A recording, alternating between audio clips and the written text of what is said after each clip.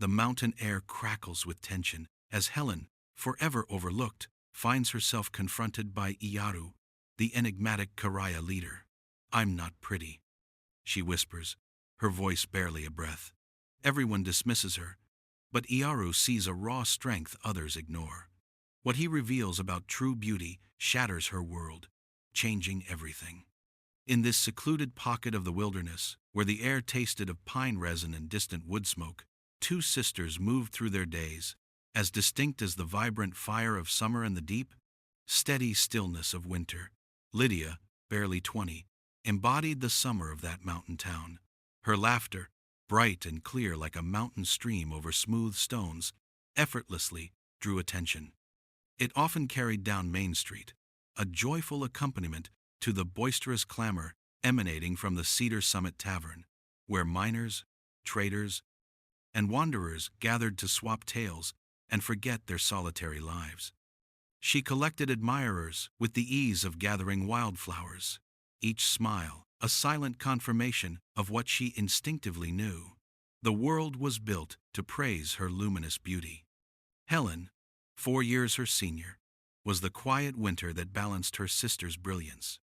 She moved with purpose behind the scenes of the Cloudrest Inn, the family boarding house she managed with the calm precision of someone who understood the delicate art of keeping chaos at bay. While Lydia entertained guests with her charming songs and ready wit, Helen's strong hands tended to the never-ending tasks, washing heavy linens until they gleamed white, preparing nourishing meals that filled the air with comforting aromas, and nurturing rows of medicinal herbs in the small, sun-drenched garden behind the inn.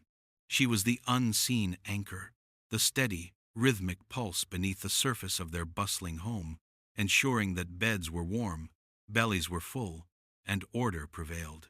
The scent of wood smoke and dried lavender often clung to her, a testament to her constant, unglamorous work. In Highridge, radiance was often mistaken for worth, and Helen's profound strength, the quiet resilience that held their family together, was as subtle and often overlooked as the deep roots of an ancient cedar that prevented the very soil from eroding.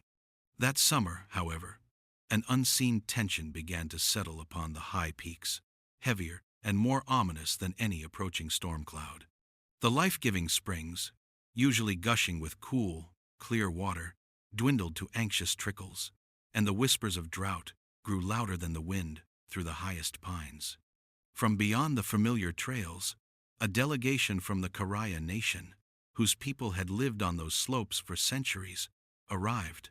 Their purpose was not war, but negotiation, seeking to secure access to the dwindling highland waters that sustained them all. The arrival of the Karaya delegation was an event that drew every resident of Highridge to the town square, a spectacle of both curiosity and underlying apprehension. Lydia, as expected, was at the forefront, her vibrant dress a deliberate splash of color against the muted, anxious tones of the gathered townsfolk. She stood as if her presence alone, a radiant smile fixed upon her lips, could somehow charm peace into existence. Leading the Karaya was Iaru, a man in his early 30s, his presence as unyielding and calm as the mountain dusk itself. His eyes, dark as polished obsidian and too observant for comfort, held a quiet authority that transcended the nervous chatter and boisterous clamor of the settlers. Iaru greeted Mayor Albert Salas and the men surrounding him with a measured courtesy, a politeness that held no hint of immediate concession. His gaze, calm and assessing, swept across the assembled crowd, briefly acknowledging Lydia, who stood bathed in the afternoon sun, as if merely recognizing a fleeting ray of light. But then, to the surprise of no one but Helen herself, his eyes lifted, not towards the mayor's grand banner, but upwards, to the weathered balcony of the Cloudrest Inn. There, a figure stood, still and almost invisible, against the rough-hewn timber, clutching a heavy, brimming bucket of water. It was Helen. She froze, not from a sudden surge of admiration, but from the disorienting, almost physical weight of being truly seen. To the bustling world below, she was an invisible shadow, a functional part of the background, a face easily forgotten. But to Iaru, in that singular, piercing moment, she was profoundly, undeniably real. Her quiet essence suddenly illuminated. The mayor cleared his throat, eager to begin the formal, fraught discussions, yet Iaru's gaze lingered, an unreadable question in its depths. An invisible thread, fragile yet potent, seemed to stretch between them, a premonition of connections unseen, of destinies about to intertwine in ways Highridge could never foresee. The fragile piece of her quiet existence, painstakingly maintained by careful invisibility, now stood on the precipice of an encounter that would shatter the world she knew, forcing her into the harsh light of undeniable recognition, forever altering the landscape of her solitary heart. The mountain air, once crisp and life-giving, grew heavy with the dust of contention. Each passing day saw the springs dwindle further, their once generous flow reduced to grudging trickles, a stark reflection of the fading hope in Highridge. The Karaya delegation remained, a constant, silent presence, their patient dignity a stark contrast to the growing impatience and fear among the townspeople. Mayor Salas's voice, once booming with civic confidence, now carried an edge of desperation in hushed conversations heard through open windows. The proposed peace, like the retreating water, evaporated into the dry, anxious wind. Resentment, a poisonous vine, began to twine itself around the hearts of the settlers, feeding on scarcity and suspicion. Within the weathered walls of the Cloudrest Inn, the tension was a palpable weight. The timbers groaned under the burden of drying provisions, and the usual boisterous laughter of the tavern guests was replaced by grumbling whispers about dwindling rations and the audacity of the Karaya nation. Lydia, usually the balm to any social discord, found her charm and songs less potent against the rising tide of fear. Her efforts, once applauded, now felt like fragile reeds against a gathering storm, unable to hold back the encroaching dread. She fluttered through the common room, offering smiles that seemed to curdle in the strained atmosphere, her usual brilliance dulled by the pervasive gloom. It was Helen, however, who bore the silent brunt of the crisis. Her days stretched into endless hours, her hands raw from scrubbing, her back aching from the endless toil of keeping order where none could truly exist. She rationed the dwindling stores with the precise calculation of a general, ensured the few remaining guests had warm, if sparse, meals, and tried to quell the rising anxieties with a calm she scarcely felt. The subtle fragrance of her dried herbs, usually a comfort, now seemed an inadequate charm against the larger, looming threat. The silence in the kitchen, once her sanctuary, now felt heavy with unspoken worries. The town looked to the mayor, to the powerful men, to Lydia's superficial optimism, but it was Helen's quiet, ceaseless effort that kept the fragile structure of their home from collapsing. One morning, as the sun climbed reluctantly over the eastern peaks, casting long, stark shadows across the dusty yard behind the inn, Helen knelt among her small patch of sage and mint. The earth was parched, the leaves brittle, but she tended them with the same fierce devotion she offered everything under her care. It was a private moment, a small, defiant act of nurturing in a world that seemed determined to shrivel.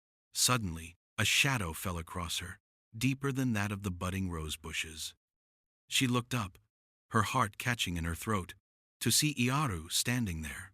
He had broken the unspoken barrier, the rigid protocol that separated their worlds, approaching her not in the grand square, but in the humble, private domain of her garden. Lydia, idly looking from a kitchen window, paused mid-hum, her brow furrowed in a confusion that bordered on offense. Why Helen? Why here? But the silent tableau continued. Helen could hardly meet his gaze, those obsidian eyes that seemed to peer beyond the surface of things. Her hands, usually steady and strong, trembled faintly amidst the cool, fragrant leaves. A desperate, long-held truth, born of countless moments of invisibility, escaped her lips, barely a whisper against the rustling, dry plants. She told him not to waste his kindness on her, for she wasn't beautiful, not in the way Highridge understood it, not in the way her sister was. The words were a bitter confession, a lifetime of quiet acceptance distilled into a single, aching admission. Iaru remained silent for a long moment, the quiet between them stretching, profound and heavy. His gaze did not falter, but moved deliberately from her flushed face to her hands, which were strong, steady despite their tremble, dusted with the honest earth. He saw the calluses, the signs of labor, the care ingrained in their every movement. When he finally spoke, his voice was low, resonant, carrying the wisdom of the ancient mountains. He told her that the kind of beauty the men of Highridge chased was like sunlight on frozen water, bright and dazzling, yes, but shallow, and gone by noon. It was a fleeting illusion. The beauty that truly endured, he explained, was the kind that held the very ground together when everything else cracked beneath the strain. It was the resilience, the quiet strength, the deep roots beneath the surface. In that singular moment, bathed in the sharp scent of mint and the stark light of the morning sun, something within Helen shifted irrevocably. She had spent a lifetime feeling like a forgotten shadow, unseen and unheard. But Iaru had not only seen her, he had seen times through times her, past the plain exterior to the quiet power that lay within. His words were not merely comfort, they were a profound affirmation, a calling. He had looked at her hands, her honest, working hands, and found a different kind of truth. His unconventional approach, his deliberate choice to seek her times out, hinted at a deeper purpose, a recognition of strength that the town leaders, focused on superficialities and bluster, entirely missed. He saw the cracks in the world, and he saw the one who held the ground together. A silent resolve began to form in her heart, firm as the mountain stone. The world was crumbling around her, the negotiations failing, and the town's chosen champions proving inadequate. Perhaps, she realized, the solutions lay not in the dazzling, but in the enduring.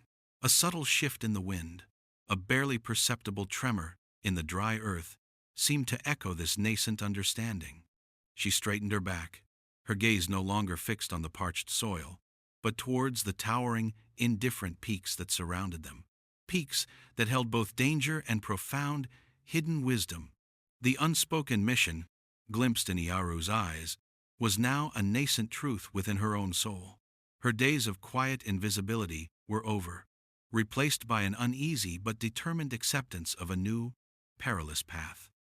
As she slowly rose, brushing the dust from her apron, she knew she was taking the first, terrifying step away from the life she knew, crossing a threshold into a landscape as unknown and daunting as the mountain wilderness itself, her heart echoing with the quiet power of a purpose only just revealed.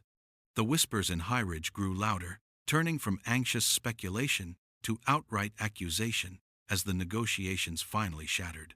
The Karaya delegation, their faces now etched with grim resignation, departed from the town square, their dignified retreat leaving behind a vacuum filled with fear and anger. Mayor Salas, his face flushed and his usual bravado gone, blamed Iaru for his stubbornness, for his refusal to bend to the town's demands. But the truth, a bitter pill, was that the springs continued to dry, and no amount of bluster could conjure water from barren stone. The town, once thriving on the illusion of prosperity, began to fracture under the weight of its own short-sightedness. For Helen, the immediate aftermath was a desperate struggle. The Cloudrest Inn, once a haven of bustling activity, emptied faster than the parched stream beds. Miners packed their meager belongings, traders sought greener pastures, and even the most loyal patrons of the tavern spoke of leaving Highridge. Lydia, accustomed to admiration, found herself lost and adrift. Her bright smiles now met with cold stares or pity. She clung to Helen, her usual resilience replaced by a fragile dependence, a testament to how deeply the town's valuing of superficiality had shaped her. But Helen, amidst the deepening gloom, remembered Iaru's words, the kind of beauty that held the ground together. It was not a grand pronouncement, but a quiet, insistent truth that resonated within her. The town, in its self-pity and anger, had missed the true nature of the Karaya leader, mistaking his quiet strength for weakness, his measured words for arrogance. She had seen the profound understanding in his eyes, a shared recognition of the enduring, vital things often overlooked. The desperation of the town grew with each passing day. A few weeks after the Karaya departed, a silent, terrible decision began to form in Helen's heart, heavy as river stones. The inn's coffers were empty, the food stores dwindling to nothing. Lydia, weakened by despair and the unfamiliar taste of hardship, fell ill, a fever taking hold as her spirit withered. Helen nursed her sister with grim determination, but the remedies required ingredients she no longer possessed, ingredients that grew only in the higher, more dangerous reaches of the mountains, lands that were, by unspoken law, Karaya territory. The townspeople, blinded by fear and prejudice, would offer no help, no passage. To them, the Karaya were the enemy, and their lands forbidden. One dawn, while the first streaks of violet painted the eastern sky, Helen made her choice. She knew the risks. She knew the stories of the mountain's unforgiving nature, of wild creatures, and of men who vanished without a trace. But she also knew that Lydia's life, and perhaps her own, depended on a desperate gamble. She gathered what little food remained, a worn map she'd found in her father's old trunk, and a small, sharp axe. Before the town awakened, before anyone could stop her, she slipped out of the silent inn and began her ascent towards the forbidding peaks. The air grew colder with every step, the scent of pine sharper, the silence more profound. For 2 days, Helen journeyed, her body aching, her spirit fueled by a desperate hope. She climbed trails barely visible, navigated treacherous ravines, and slept fitfully beneath the indifferent gaze of ancient stars. The mountain, a harsh and magnificent sentinel, tested her every step. On the 3rd day, as a relentless snow began to fall, shrouding the world in a veil of white, she stumbled upon a faint wisp of smoke curling against the vast gray sky. It led her, through drifts of fresh powder, to a small, stout cabin nestled into the side of a granite outcrop, almost invisible against the vastness. It was a place that seemed to have grown from the very rock and trees, its stone chimney breathing warmth into the frigid air. As she pushed open the heavy, fur-draped door, a wave of heat and the rich scent of pine and roasted meat enveloped her. A tall, formidable figure stood by the hearth, silhouetted against the roaring fire. It was Iyaru. He turned slowly, his eyes dark and knowing, meeting hers across the small, warm space. He was a man of the mountain, a solitary figure who had found peace and purpose in this isolated wilderness, tending to his own hearth, far from the petty squabbles of towns. His home was a sanctuary born of necessity and self-reliance, a place where order was maintained with quiet discipline. He said nothing for a long moment, his gaze assessing her mud-splattered clothes, her exhausted but determined face, the small pouch of dried herbs she still clutched. The tension in the air was thick, a silent negotiation between two worlds. She was a refugee, a desperate woman from the very town that had rejected his people. He was a reclusive guardian of the mountain's secrets, his peace rarely disturbed. His face, usually unreadable, held a flicker of surprise, a hint of recognition. This was not a place for idle visitors, and his solitude was a cherished shield. Finally, his deep voice broke the silence, not with a greeting, but with a question, direct and unadorned. He knew she had not come for idle conversation, nor for comfort. He knew she carried a burden, a purpose that had driven her through the unforgiving wilderness. He spoke of the mountain's harsh laws, its demands for work, for utility, for respect. His home offered shelter, yes, but not without cost. It offered a refuge, but only to those who understood that survival here was a constant, deliberate act, a partnership with the land itself. The help he might offer, she understood instinctively, would not be a gift freely given, but a fragile sanctuary, earned through labor, and the unwavering adherence to the wild, ancient rules of that silent, majestic place.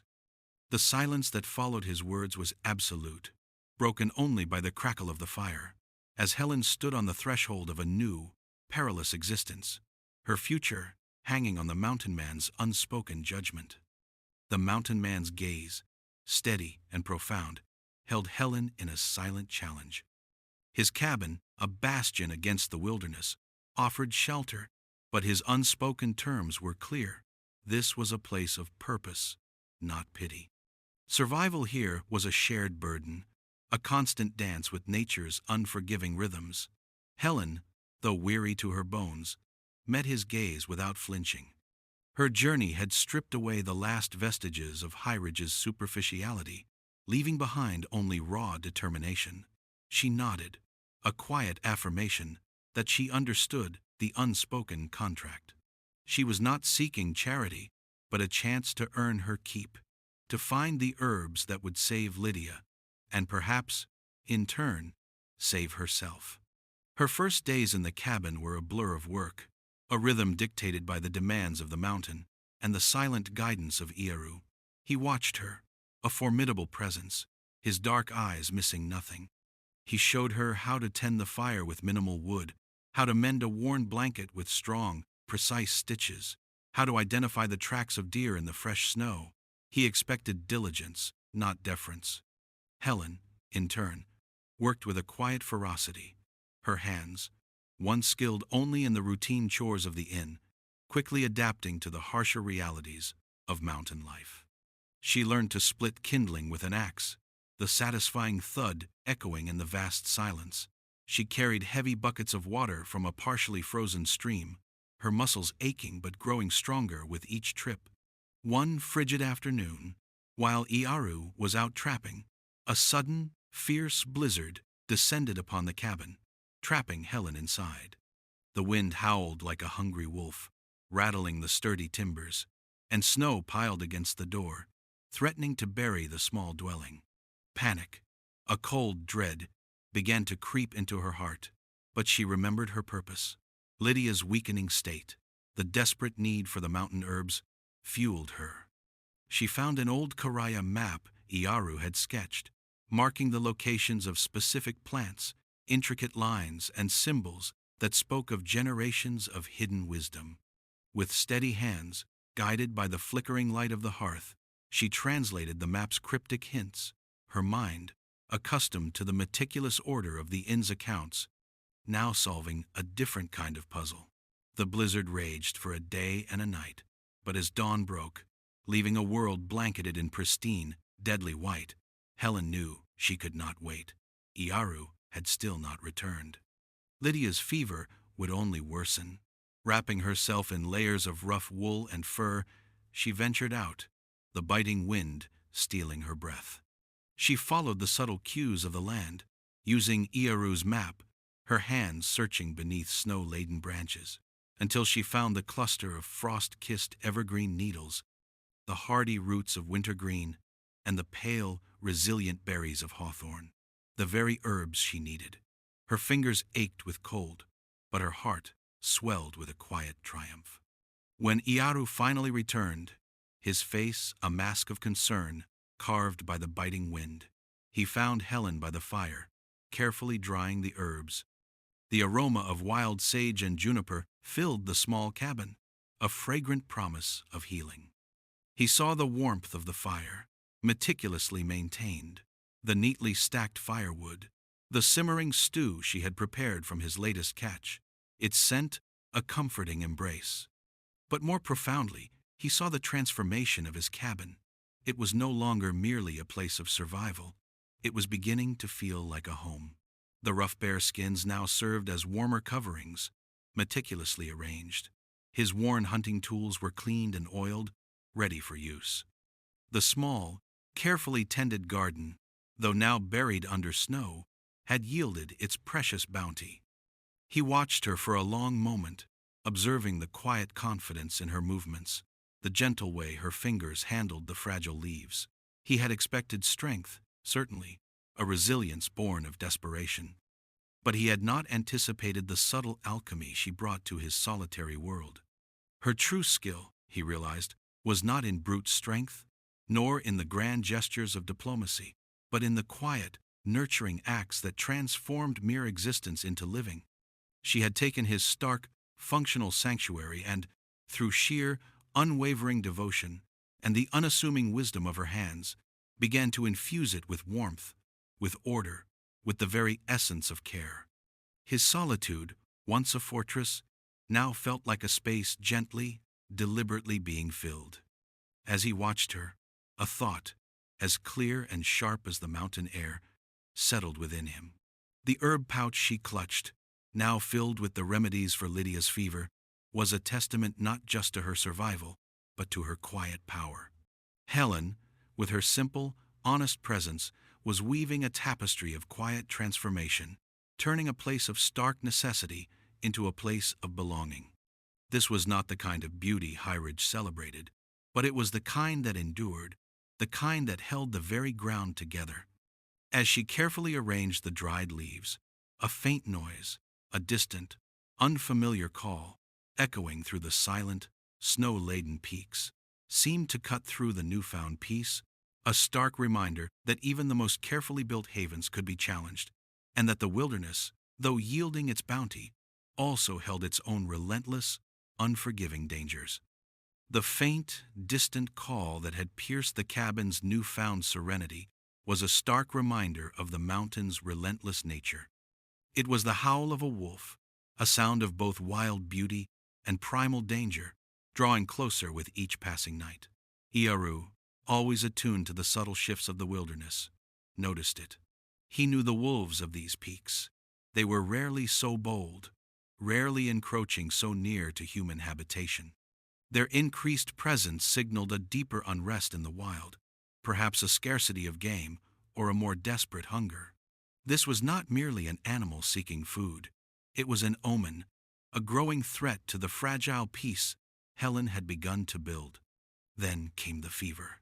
Lydia's condition, though momentarily stabilized by Helen's diligently gathered herbs, took a sudden, alarming turn. Her breathing became shallow, ragged, and her skin, already pale, grew cold and clammy. The crude mountain remedies, while effective against simpler ailments, struggled against the deeper infection that ravaged her. Helen worked tirelessly, mixing poultices, brewing stronger teas, but her sister's life force seemed to ebb with each passing hour, threatening to extinguish the fragile flame of hope in the cabin. Iaru watched, his stoic face etched with a rare concern. He knew the mountain's ways, its cures, and its harsh realities, but this was a battle against a force beyond his usual dominion. The crisis demanded more than traditional knowledge. It required a different kind of wisdom. Helen, exhausted but resolute, remembered the old stories her grandmother used to tell, tales of forest spirits and forgotten remedies passed down through generations, dismissed as folklore in Highridge. She recalled a specific Kariah legend, a story Iaru himself had once mentioned in passing, about a rare moss that grew only in the highest, most shadowed crevices of the mountains. A moss said to possess potent healing properties against the most virulent fevers. The journey was perilous, leading into territory even Iaru warned against, a place considered sacred and dangerous, prone to sudden rockfalls and fierce, unpredictable currents of air. As a relentless wind began to whip through the peaks, Helen made her decision. With Lydia's life hanging by a thread, she knew she had to venture into that forbidden place. Iaru, grim-faced, tried to dissuade her, speaking of the dangers, the insurmountable odds. But he saw the unyielding fire in her eyes, the same fierce devotion that had driven her across the wilderness for Lydia once before. This time, however, she was not just seeking a cure, she was defending her burgeoning home, the fragile family she had found. Armed with her knowledge of herbs, a small, sturdy rope, and an unshakable resolve, she faced the treacherous ascent. The climb was brutal. The mountain seemed to actively resist her, sending gusts of wind that threatened to tear her from the icy rock face, dislodging pebbles that tumbled into the abyss below. Her hands, raw from countless tasks, gripped the frozen rock, her boots finding purchase on precarious ledges. Finally, after what felt like an eternity, she spotted it. A luminous patch of pale green moss clinging to a sheer, shadowed cliff face, bathed in a strange, ethereal light. It was the Karaya healing moss, growing in a place that seemed to defy gravity and logic. As she carefully harvested it, her body trembling with effort and cold, a deep rumble echoed through the mountain, a sign of an impending rockfall. She had mere moments. Helen returned to the cabin, bruised and battered, but triumphant, clutching the precious moss. She immediately prepared a potent poultice, crushing the vibrant green fibers, mixing them with warm water and a touch of wild honey. She applied it gently to Lydia's feverish brow, holding her breath, her heart a frantic drum against her ribs. Slowly, miraculously, the heat began to recede. Lydia's breathing deepened, becoming more even, and a faint flush of color returned to her cheeks. She was not out of danger, but the tide had turned. The silent vigilance in Iaru's eyes softened, replaced by a profound respect. As the danger began to recede, a quiet exhaustion settled over the cabin. Helen, slumped by the fire, allowed herself a moment of vulnerability.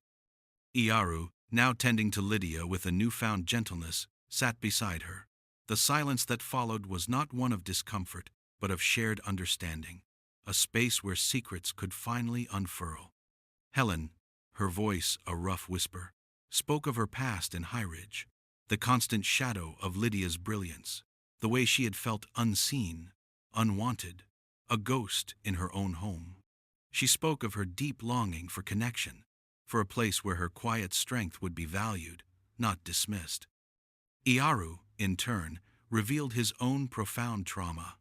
He spoke of the loss of his family to a brutal winter fever years ago, a loss that had driven him to this solitary life in the mountains, a life chosen to escape the ache of connection, the pain of love lost. He had believed himself immune to such pain, to such attachments, but Helen's fierce, protective love for her sister, her unwavering resilience, had touched a deep, unhealed wound within him. Their shared vulnerabilities, their quiet confessions, were not weaknesses but threads weaving a bond stronger than any High Ridge had known. They were two outcasts, one abandoned by a world that valued superficial beauty, the other by a grief that had hollowed him out. In that moment, by the flickering firelight, they forged a silent pact, a partnership of two broken souls, finding solace and strength in each other's presence. But the mountain, ever a capricious master, had one last test. As Lydia's breathing steadied into the quiet rhythm of sleep, a low, guttural growl echoed from just outside the cabin door, closer this time, unmistakable. The wolves, driven by a desperate hunger, were no longer a distant threat. They were at their doorstep, their eyes burning in the darkness, a primal challenge to the fragile haven they had built, demanding an answer to the question of who truly belonged in this wild, untamed world. The low growl at the cabin door shattered the fragile peace, a primal challenge echoing the mountain's untamed heart. Iaru moved with the silent swiftness of a predator, snatching his rifle from its rack by the door. Helen, her heart pounding, extinguished the lamp, plunging the cabin into near darkness, illuminated only by the flickering embers of the hearth. They stood side by side, united against the unseen menace, the shared vulnerability of their confessions now hardening into a silent, fierce resolve. The wolves, driven by a hunger born of the lean winter, circled the cabin, their shadowy forms occasionally glimpsed through the narrow window slits, their eyes glinting in the faint moonlight. For hours, they maintained their vigil. Iaru, a sentinel carved from mountain stone, watched and listened, his senses finely tuned to every shift in the wind, every snap of a twig. Helen, rather than cowering, began to load his spare rifle, her movements precise and unhesitating, guided by the instinct for survival. This was not a skill she had learned in High Ridge, but one born of necessity and the quiet observation of Iaru. When a large wolf, bolder than the rest, snarled and scratched at the heavy timber door. Iaru fired a warning shot into the air, the crack echoing like thunder through the silent forest. The wolves retreated into the darkness, but the threat remained, a chilling reminder of the world beyond their small haven. As the first gray light of dawn crept over the peaks, chasing the last shadows of the wolves, a profound stillness settled over the cabin. The immediate danger had passed, leaving behind a silence charged with exhaustion and a deeper understanding. Helen tended to Lydia, whose fever had broken, leaving her weak but lucid. The mountain moss had worked its miracle. Lydia's eyes, soft and watery, sought Helen's, a silent plea for forgiveness, a glimmer of understanding of the sacrifices her sister had made. In the days that followed, a new rhythm emerged in the cabin, one built on the quiet strength of shared purpose and growing affection. Helen and Iaru worked together, a seamless partnership forged in crisis. She learned to set snares with him, her quick hands surprisingly adept. He, in turn, began to listen to her insights about the changing patterns of the wild herbs, a subtle acknowledgement of her own deep connection to the land. They shared stories by the fire, not of grand adventures, but of small, poignant moments, of childhood dreams and forgotten hurts. Helen found herself laughing, a soft, genuine sound that had rarely escaped her lips in High Ridge. Iaru, in turn, allowed glimpses of a warmth he had long buried, a gentle humor that softened the edges of his stoicism. One evening, as the stars blazed with fierce intensity through the clear mountain air, Helen noticed a small, intricately carved wooden pendant hanging on a leather thong around Iaru's neck, usually tucked beneath his shirt. It was a depiction of a soaring hawk, its wings spread wide against a setting sun. She remembered her grandmother showing her an identical carving, a symbol of hope and protection, passed down through generations in their own family, an old heirloom her ancestors had brought from distant lands, a land her grandmother had vaguely referred to as the ancient home. It was a piece she had always associated with stories of resilience and finding one's way. The uncanny resemblance, the shared symbol, sent a shiver down her spine. It was a thread connecting two seemingly disparate pasts, hinting at a lineage far older than High Ridge, a bond perhaps predestined, predating their chance encounter. Their ancestors, it seemed, had known of this land and of its symbols long before. The mountain, in its infinite wisdom, had drawn them together through more than just desperation.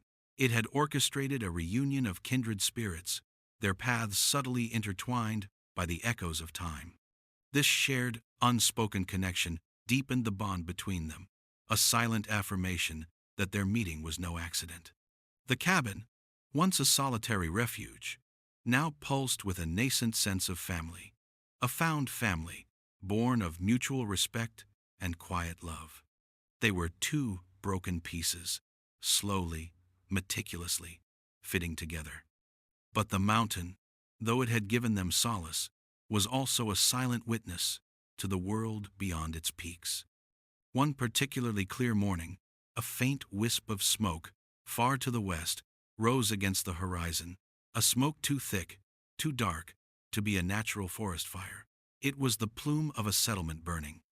A cold dread seeped into Helen's bones, mirroring the sudden tension in Iaru's rigid posture. The fragile peace they had built, the quiet sanctuary, was suddenly threatened by a danger far greater than hungry wolves. High Ridge, perhaps, had not been forgotten.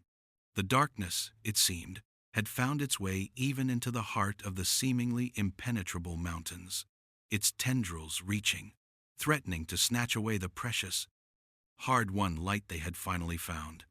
The smoke on the western horizon, thick and black against the pristine mountain sky, was a chilling harbinger. It was a wound on the landscape, a stark declaration that the world outside their quiet haven had not forgotten them. Iaru, his face grim, quickly confirmed their fears. It was the direction of High Ridge. The settlers, desperate and vengeful after the failed negotiations and dwindling resources, had likely unleashed their fury on the Karaya settlements that lay between them and the higher mountain springs. The fragile peace had not merely shattered, it had exploded into open conflict, a burning testament to human short-sightedness. Their sanctuary, once so remote and secure, now felt exposed, vulnerable. The very mountain that had sheltered them could now become a conduit for danger. Helen's heart ached with a complex mix of fear and dread. Lydia, still frail but recovering, watched them with wide, anxious eyes, intuitively sensing the shift in the atmosphere. The quiet solace they had found, the promise of a new life, was threatened by the very forces Helen had fled. Days later, the confirmation of their fears arrived not in a column of smoke, but in the terrified, exhausted form of a young Kariah boy, no older than 10, who stumbled into their clearing. His clothes were torn, his face streaked with dirt and tears, and he spoke in hushed, desperate tones of burning homes, of families scattered, and of the vengeful pale faces who sought to drive them from their ancestral lands. He spoke of a particular woman, fair-haired and with laughter like bells, who had been taken by the attacking High Ridge men, a woman whose description chillingly matched Lydia. The boy had witnessed the chaos, the indiscriminate violence, and how some men had seized upon Lydia, believing her to be a Kariah woman, or perhaps simply a prize in their rampage.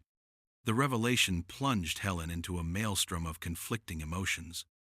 Lydia, her sister, was in grave danger, yet the thought of returning to High Ridge, to the men who had once dismissed and now perhaps captured her, filled her with a profound dread. But the fire in her heart, forged in the quiet strength of the mountain, refused to let her cower. She was no longer the invisible shadow. She was a protector, a fierce defender of her blood. Iaru, seeing the tormented resolve in her eyes, nodded. His purpose was now clear: to defend what they had built, and to retrieve what had been unjustly taken. The boy's desperate words were a call to arms, not for a war of aggression, but for a defense of their newfound home, and for the rescue of a family member, however complicated their bond. But the mountain held deeper, more insidious secrets. As Iaru and Helen began to formulate a plan, tracing possible routes and potential dangers, the young Kariah boy, now calmer, revealed another, more unsettling detail. He spoke of an old woman with eyes like ice, who had seemed to guide the High Ridge men, pointing them towards specific Kariah trails, and even towards Helen's own old cabin, which was now empty. He had heard her whispering about retrieving what was owed and setting things right. The description, vague yet chilling, ignited a cold fear in Helen's heart. An old woman, vengeful and cold? It could only be her aunt, a distant relative who had always resented Helen's quiet competence and her parents' preference for their 2 daughters, a woman whose greed and bitter jealousy had simmered beneath the surface for years. Her aunt, it seemed, had always believed herself to be the rightful inheritor of the Cloudrest Inn, and saw Helen as an impediment. The revenge and things right were not about the Kariah at all. They were about securing the inn for herself, about settling old family grievances, and perhaps using the chaos of the conflict as a cover to eliminate Helen. The threat was not merely external. It was a betrayal from within, a poisonous tendril from her own past. Helen knew, with a sudden, chilling clarity, that this was not merely about rescuing Lydia. It was about severing the last, toxic ties to her old life in High Ridge, about protecting the new life she was building with Iaru. She was no longer a victim to be exploited, nor a silent shadow to be dismissed. She was a woman of the mountain, forged in resilience. She turned to Iaru, her gaze steady, her voice unwavering. Lydia needed to be saved, yes, but this vengeful aunt, this unexpected accomplice, represented a deeper threat to their future, a threat that must be neutralized. A new, dangerous plan began to form in Helen's mind, a strategy that would require more than just strength or stealth. It required a sacrifice, a bait to draw out the true instigator of their peril. She would offer herself not as a victim, but as a calculated distraction. She would walk back into the heart of High Ridge, into the lion's den, to draw her aunt and the vengeful townsfolk away from Lydia, away from Iaru, and away from their burgeoning home. She would use their blindness, their underestimation of her, against them.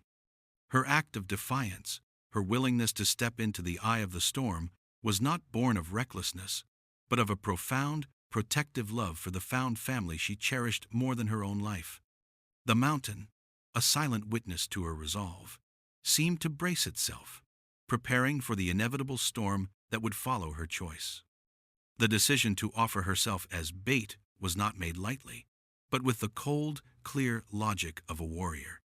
Helen understood the risk, the profound danger of walking back into the heart of High Ridge, a place that had always dismissed her, and now, fueled by fear and greed, sought to destroy everything she held dear. But it was the only way to safeguard Lydia, to expose her aunt's treachery, and to protect the fragile haven she and Iaru had built in the mountains. Iaru, though his face remained stoic, recognized the unwavering resolve in her eyes. He knew he could not stop her, only aid her. They formulated a plan, a desperate gamble relying on Helen's intimate knowledge of the town and Iaru's mastery of the wild. Helen descended from the mountain alone, her silhouette barely visible in the pre-dawn gloom, a phantom returning to a haunted past. She moved with the quiet stealth of a seasoned hunter, her steps light over the frost-hardened earth. Her destination was the old, dilapidated mill on the outskirts of High Ridge, a place long abandoned but still a known landmark. It was there she would reveal herself, a deliberate provocation to draw out her aunt and the vengeful townsfolk who she knew would be looking for her. The air was thick with the scent of fear and the distant smell of smoke from the ravaged Karaya lands. As the first rays of sun touched the peaks, Helen made her presence known at the mill, deliberately leaving a trail of broken branches and scattered flour sacks, just enough to be discovered. The news of her return, a ghost from the past, spread like wildfire through High Ridge. The townspeople, fueled by their anger and their aunt's bitter fabrications, quickly formed a mob, their torches flickering like malevolent eyes in the early light.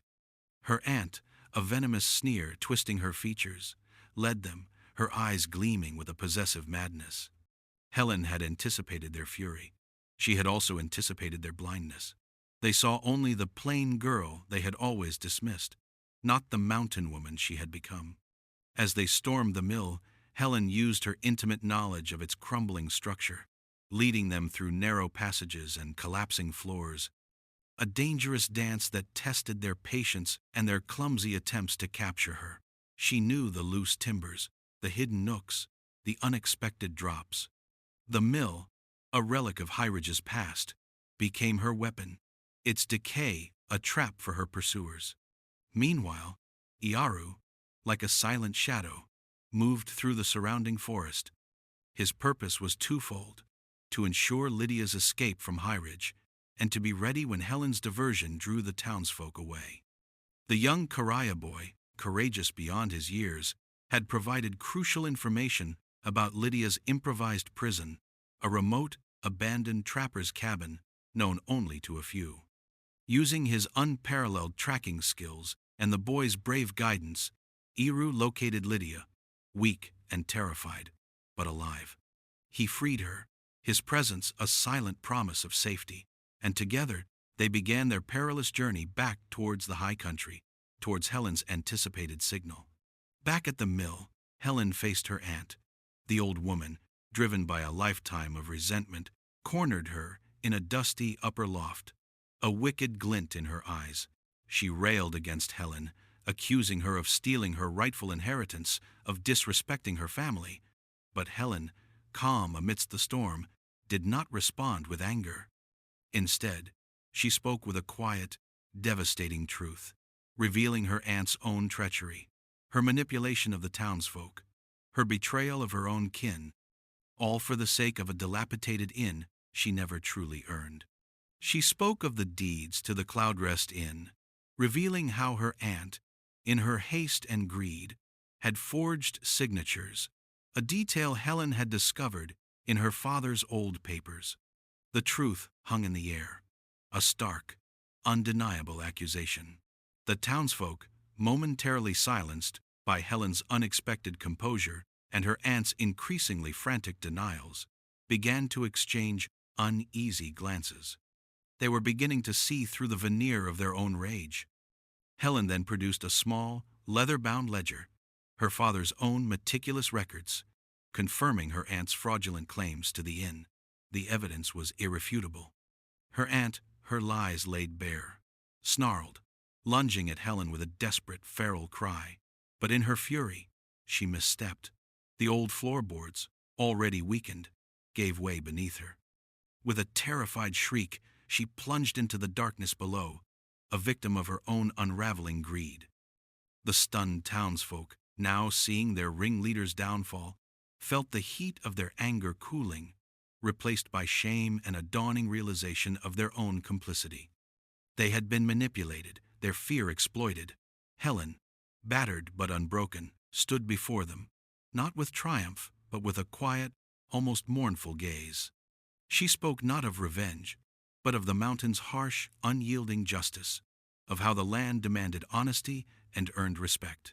She offered no forgiveness, but rather a chilling warning. The false narratives, the greed that had poisoned Highridge, had nearly consumed them all. Her words, though measured, struck deeper than any blow. The true enemy, she made them see, was not the Karaya, nor the mountain, but the darkness within their own hearts. As the sun began its descent, casting long, somber shadows over the mill, Helen turned and walked away, leaving the silent, chastened townsfolk to grapple with their conscience and the debris of their own making. Her mission was complete, the immediate threat neutralized, but the echoes of their rage, the lingering uncertainty in their eyes, hinted that the world, even after such a reckoning, remained a place of danger. A low, persistent howl, closer than before, drifted on the evening breeze, not of the wolves, but of a distant, lonely voice, perhaps the town's own guilt, a haunting reminder that though one battle was won, the healing of Highridge, if it ever came, would be a long, arduous journey. The mountain, however, beckoned, promising a different kind of peace, a true home forged in loyalty and love. 9 months later, the mountain held a different kind of silence. It was no longer the stark, lonely quiet of a reclusive existence, nor the tense hush of impending danger. Instead, it was the deep, resonant peace of a sanctuary, a home woven from hardship and enduring love. The small cabin, once a solitary bastion, now hummed with the quiet rhythm of a life truly lived. The scent of pine and wood smoke mingled with the sweet aroma of baking bread and the subtle, earthy fragrance of Helen's flourishing herb garden, now overflowing with new growth, a testament to life's persistent renewal. Iaru, no longer a solitary figure, moved with a newfound lightness, his gaze softer, his infrequent smiles warmer. He would often find himself pausing, axe in hand, to watch Helen as she moved through their cabin, tending to the hearth, preparing meals, or humming a soft melody as she mended clothes. The mountain man, whose heart had been sealed shut by grief, had found his world expanded, made richer and more vibrant by her presence. His sanctuary had become a hearth, a place of warmth and shared purpose, where the silence was often punctuated by quiet laughter. One crisp autumn afternoon, as the leaves turned to fiery hues of crimson and gold, Helen sat by the window, a patch of sunlight warming her face as she knitted a tiny, soft blanket. Her silhouette against the window was noticeably altered, softened by the gentle curve of her advanced pregnancy. The tiny garment in her hands was a testament to the future, a symbol of the complete healing and profound new beginning they had found together. Iaru entered, carrying a freshly caught fish, and his eyes, dark as mountain pools, lingered on her, a profound tenderness in their depths. The sight of her, radiant in her quiet domesticity, filled a void he had not known could ever be truly filled. Lydia, too, had found her place, though it was not in the cabin. After her rescue, she had chosen to remain in Highridge, a changed woman. The brutal experience of her capture, the clear evidence of her aunt's betrayal, and Helen's selfless sacrifice had stripped away her superficiality, revealing a new humility and a deeper understanding of true worth. She had taken over the Cloudrest Inn, not with frivolous charm, but with a quiet, efficient strength that mirrored her sister's. She was slowly, painstakingly, beginning to rebuild the trust of a chastened Highridge, proving that true beauty was found in integrity and quiet leadership, not in fleeting appearances.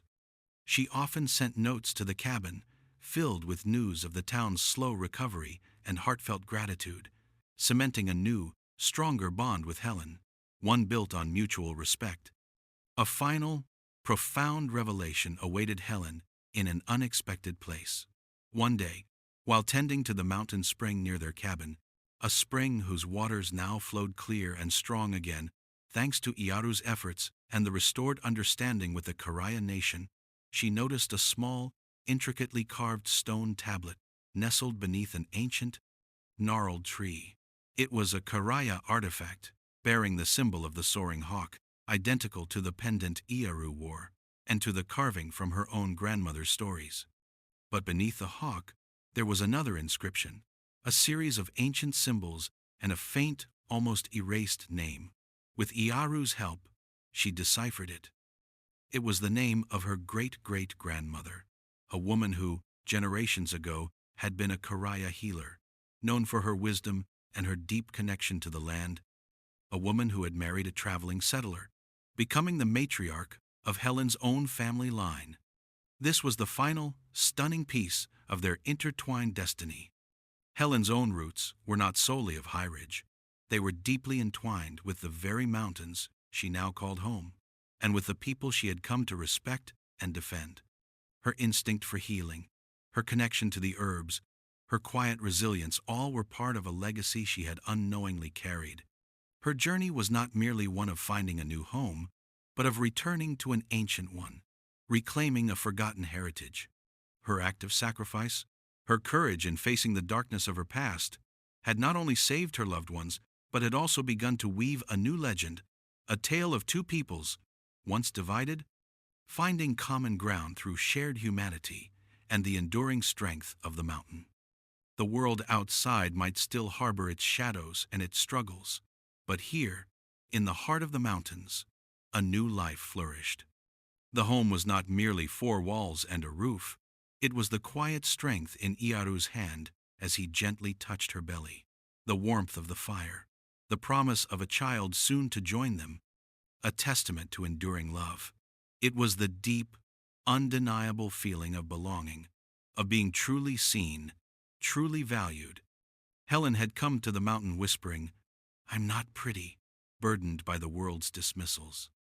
But the mountain man, in his quiet wisdom, had replied with a truth that echoed through her very soul. "I want a partner, not a princess." And in that truth, she had found not just beauty, but an entire world. For home, they had learned, was not a place to be found, but a feeling to be built, brick by steadfast brick, heart by devoted heart, against the vast, magnificent canvas of the wild, untamed land. It was a legacy of love, resilience, and belonging, whispered on the wind for generations to come. Did you enjoy this journey? Tell us from what corner of the world you're watching this story from. Leave your comment, and to make sure you don't miss the next adventure, subscribe to the channel.